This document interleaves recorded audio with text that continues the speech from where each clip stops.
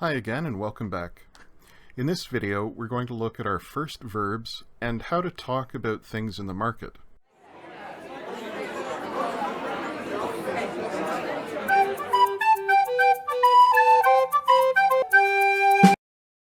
One handy verb is semaino. This means I mean or signal or indicate.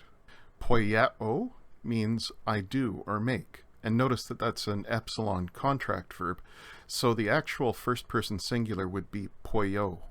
Bino means I go or move, as in moving myself rather than moving something else. These allow us to ask some new questions, like ti semaine, which means what does it mean? Or ti poie, what is she doing? What does he usually do?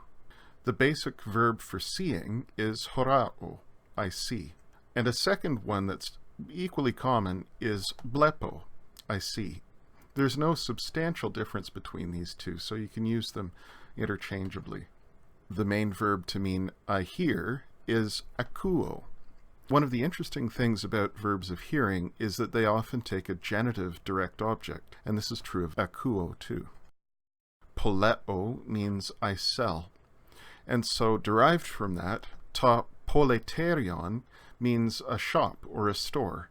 And terion, the suffix at the end of that word, is actually a common way of making place names, or names of different locations, out of other verbs or nouns. Similarly, topolion is also a term for a shop or store, but it usually only appears when it's prefixed with the name of a product. So if elion is oil, olive oil, then an eliopolion will be an oil shop. If artos is bread, then the artopolion will be the bakery. If oinos is wine, then the oinopolion will be a wine shop.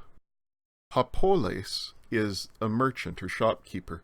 And this, again, as we've seen a couple of times before, is a masculine first declension, which means it's masculine in gender and takes masculine definite articles, but takes mostly regular first declension noun endings. But the nominative and genitive singular are irregular.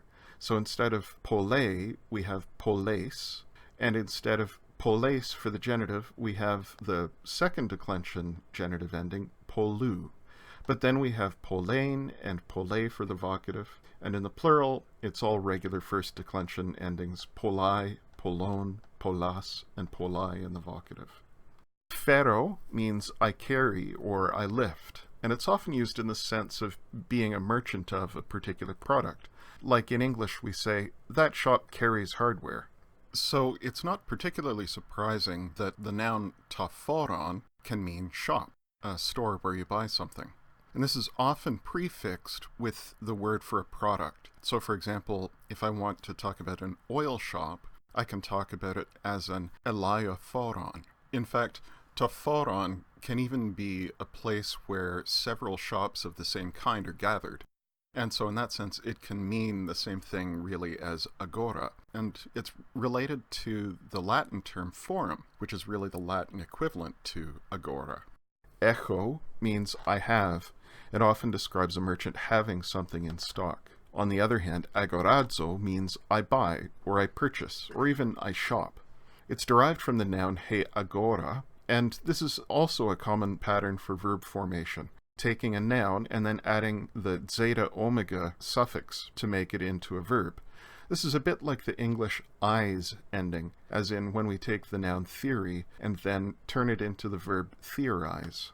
Lambano means to acquire or get, and this can be to take something or to receive it, to be given it. The main verb for valuing something or honoring something is timao, an alpha contract verb. And again, remember that the first person singular will actually be timo.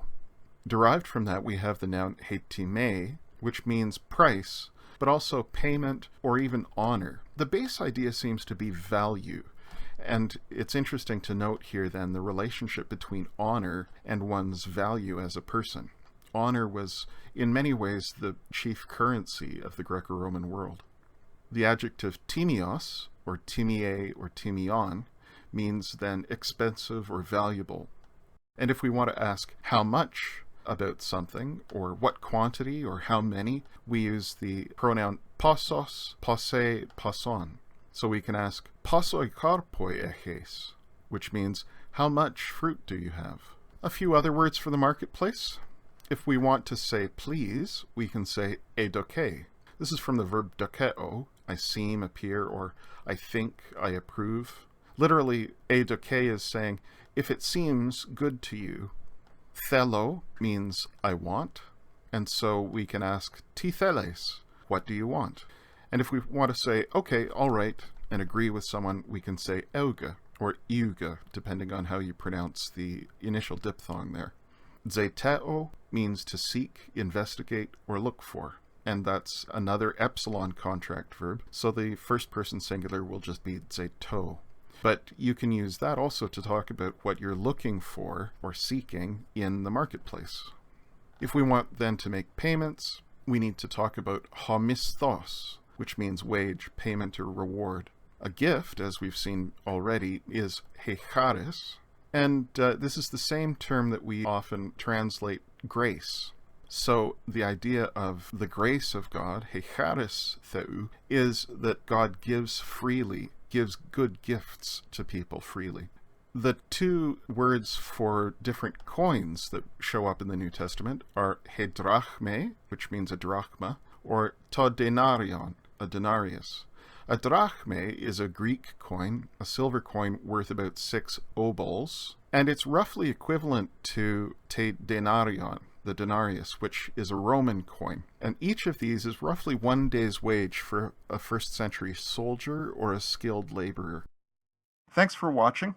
I'm Ian Scott, and I'm Associate Professor of New Testament Studies at Tyndale Seminary. We're a trans-denominational graduate school of theology in Toronto, Canada. This video was produced as part of my web app called Paideia, an interactive space for learning the Hellenistic Greek of the New Testament and other early Jewish and Christian writings, as well as the whole Hellenistic world. If you haven't tried out Paideia, you can find the app at learngreek.ca/Paideia. You can find the whole playlist of my Greek videos by clicking the link here. And if you appreciate free learning resources like this, don't forget to click the like button below and subscribe to my channel.